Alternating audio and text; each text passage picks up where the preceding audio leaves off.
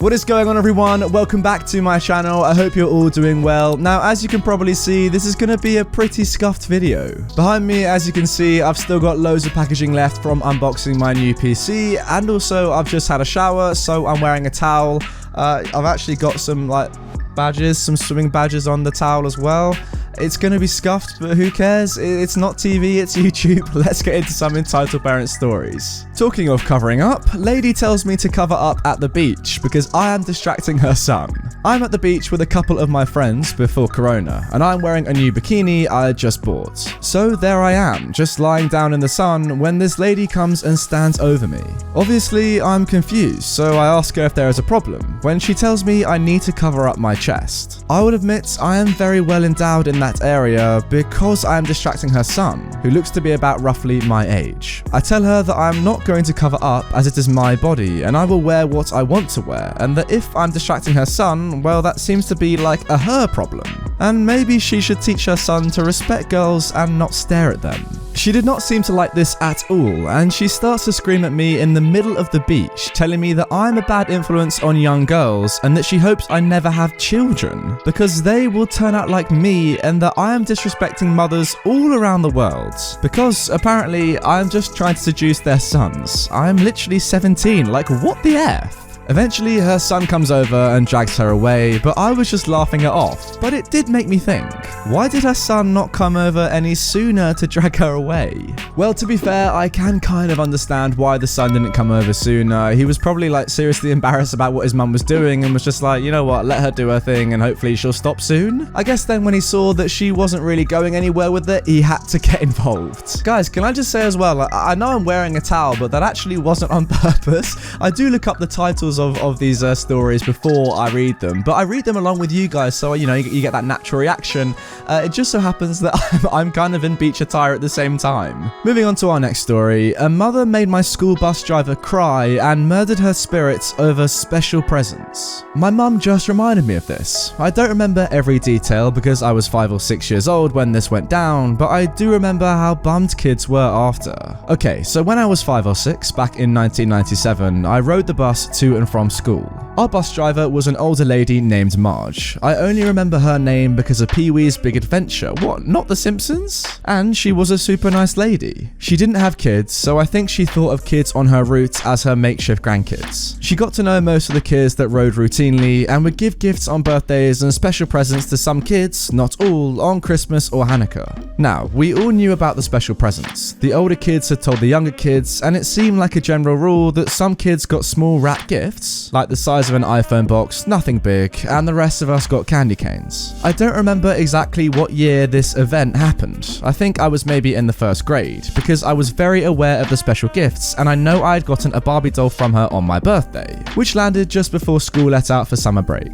Anyway, this happened just before the Christmas break. Marge had already given special presents to the kids she always gave them to.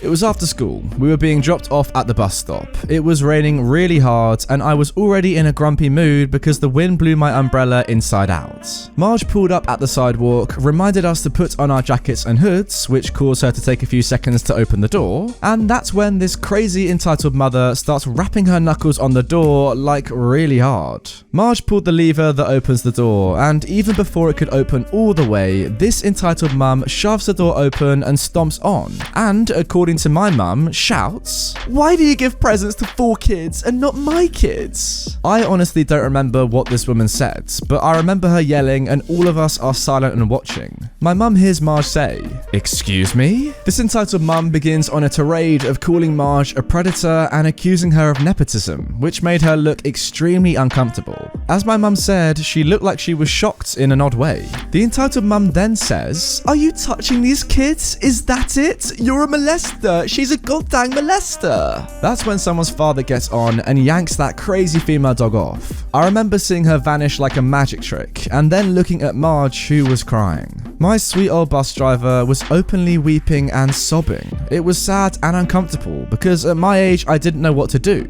And I barely talk, so I didn't know what to say or if I should say anything to Marge. Marge allowed us to get off. I kept my head down as I passed her, feeling this icky, achy feeling in my chest. Outside, the entitled mum was yelling that it wasn't fair that only 4 families' riders that Marge knew, almost personally, got gifts for Christmas and her 2 kids only got a stupid freaking candy cane. I do remember that part, and I remember thinking, lady, we all got candy canes, so what? My mum walked me home, and just as we turned the corner, a cop car came up the street. His lights weren't on, he kinda like crept by, if that makes sense. My mum had shaken her head and said, can you believe that crazy female dog? Is she sick in the head? The next week, the last week of school, we had a sub-driver. We had him until February. Marge returned then, and she seemed to have lost her chippiness, like she didn't come off as open and sweet like before. She stopped giving gifts altogether, and she didn't get involved or ask us about our home lives or our families anymore either. She was my bus driver until I moved 3 years later. I wonder if she's still alive. That entitled mum didn't show up after that one time. I don't think I ever met her kids or knew who they even were. But yeah, that crazy woman kinda murdered my bus driver's spirit. Oh wow, that is such a sad story. I guess it just shows that if you are an entitled person and you say one little thing to somebody and it makes them feel really terrible, it can affect their entire life. I mean, 3 months later, and Marge hasn't recovered from this incident, clearly. She's still not as chipper. I mean, she's a shell of what she was before, clearly. Wow. The most crazy thing about this story as well is that she was punished for being kind. She's a bus driver. She doesn't have to give gifts to kids. That's not her job, but she was just doing it out of the kindness of her own heart, only for this entitled mum to shut her down because her kids didn't get what they wanted or some BS like that. Now moving on to our final story, entitled mum wants free designer specs for her child.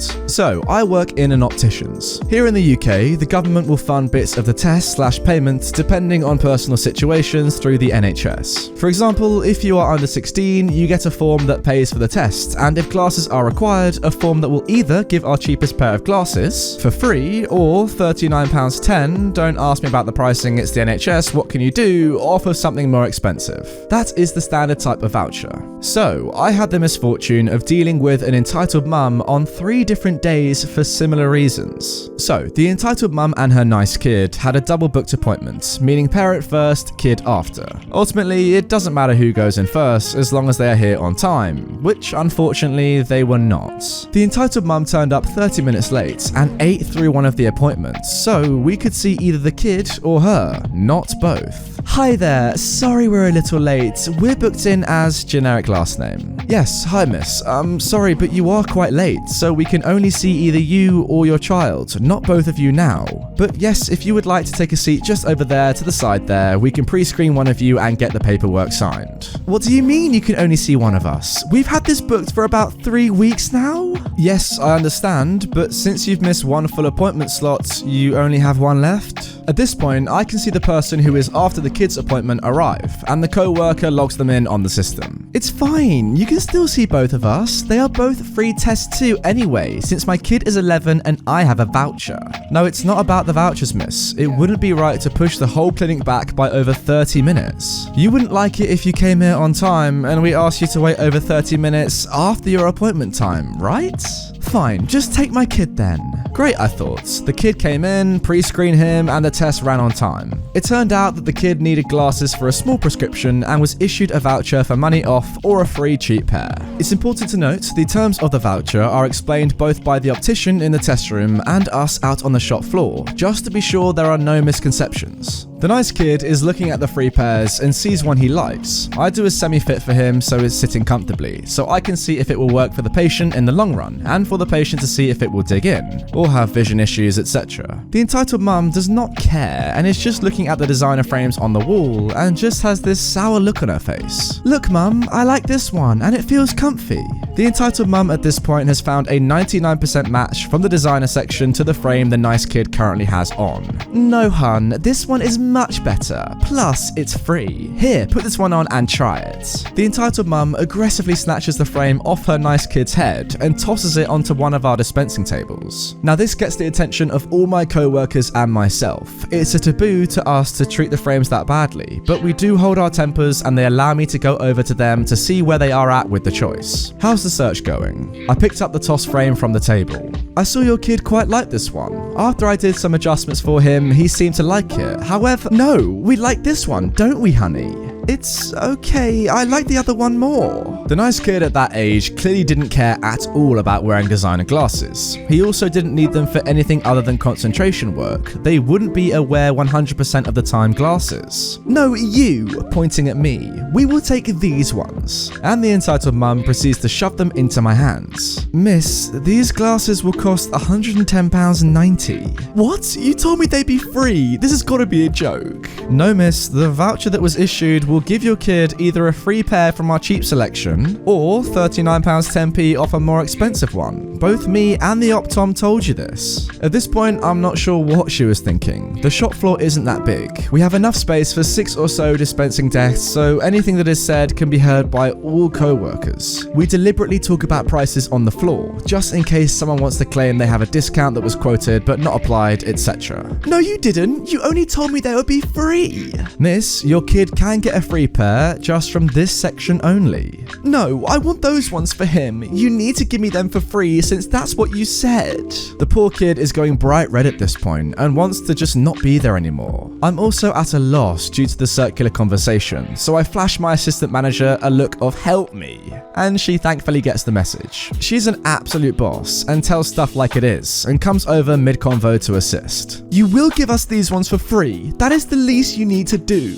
Miss, we can't give you a frame that should cost £150 for free. As I said, this section here will be for free, otherwise you have to pay the difference. No, that is not good enough. You should— My assistant manager interrupts. Hello there. I couldn't help but overhear. I'm the assistant manager. Can I help you with something? She turns her back to the entitled mum, gives me a wink and shoos me to the main desk as I try to hold back a poo-eating grin. Yes, as I was saying to that rude employee over there, she points at me. He told me my kid gets free glasses, but won't give us these for free. She holds up the £150 pair. Ah, yes, I heard the whole thing. Well, I understand he showed you and your kid the free section for the voucher, correct? No, he did not. He told me we get free glasses. Yes, he did, but he showed you this section here. The entitled mum is getting flustered, being challenged even a small amount. Look, I want these for my kid. They should be free, so give them to me. At that point, my assistant manager has lost her patience. Look around you. This room isn't particularly big, correct? We can hear anything that is said. My staff told you exactly what you are entitled to. He told you the section, he told you the price. Are they not free enough for you? Take the free pair if you don't want to pay. We will be happy to make them for your kid. We will not, however, give you a free £150 pair just because you feel sour missing your appointment. With that, I had to really bury my grin into my shoulder and look away. My other co-workers are all doing the same. The entitled mum noticed all of us holding back laughter and feeling out of options. She said, "No, you will not get our business. Come on, kid." And she stomped out, dragging her kid behind her, leaving the voucher on the desk. The voucher is issued to the patient and is basically money in any opticians. We all take them. The contract with the NHS actually loses us money on the free pairs, so we save money by her storming off. The assistant manager came back, winked at me again, and went back to work. I'd like to say that was the last time I saw the entitled mum, but no, I do have a few more stories with her, unfortunately. But it was just so satisfying actually hearing someone say, "What? Are they not free enough?"